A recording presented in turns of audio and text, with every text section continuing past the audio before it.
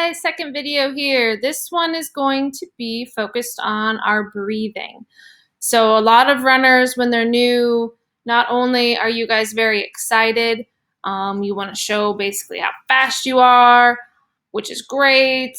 I love seeing speed. I love the enthusiasm. However, without learning how to control your breathing, many, if not all, of you will experience the dreaded side cramp, where it feels like someone's taking a literal knife and putting it right into your rib cage and just kind of hanging out there.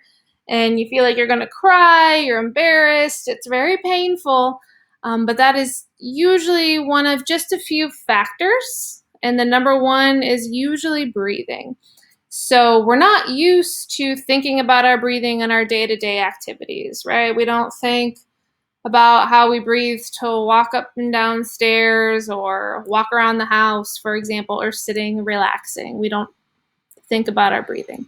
When you run, however, and your body is moving and you're not used to that movement, focusing on deep, relaxed breathing is very important. You're going to want to take in a deep breath through your nose for 3 to 5 seconds and letting it out very controlled and slow as you can and as relaxed as you can out of your mouth. That is going to allow your lungs to fill up their capacity as best as they can to use that oxygen in your body where it's needed to keep your body moving forward and keep up with the rate you're asking of it. If you do the opposite, which many kids do, many kids will, I've been told, hold their breath because they're so nervous and just not breathe. They forget to breathe. So that's obviously going to lead to a muscle cramp or a side cramp, or they start, as I call it, mouth breathing.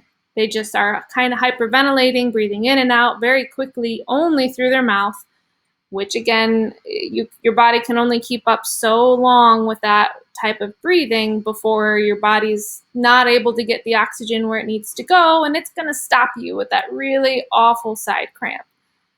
Okay, so now that I've gone over how not to breathe, again, if you've done yoga, if you can start practicing these items before practice and just be aware of them at practice while you're doing them, taking big, deep breaths in through your nose, out through your mouth slowly, is going to help you in the long run faster than anything else I could probably suggest for your running.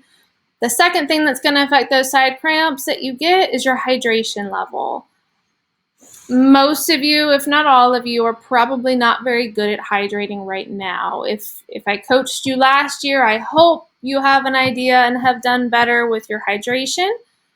Here's a key, easy to remember infographic. Take your weight. Say you're 120 pounds. Divide that in half. That is 60.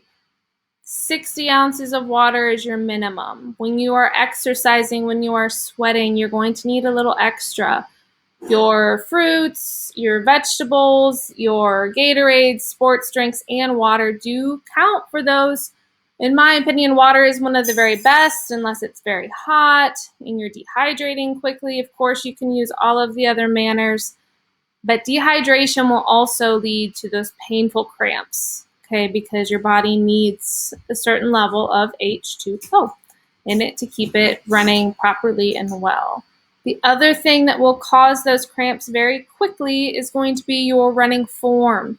I see all variations of form at this age. It's important that I try to correct it as much as I can. Videos are going to be the best way for me to show you how to run, how not to run. Okay, so the easiest is don't run real tense with your arms right here. And you may not realize this is how you run. You might start out with them relaxed and at your waist. And then before you know it, they're here because you're tired. And then your shoulders are somehow touching your ears. And then you're starting to get those very awkward cramps in your collarbone and your back, maybe even because you're so tense.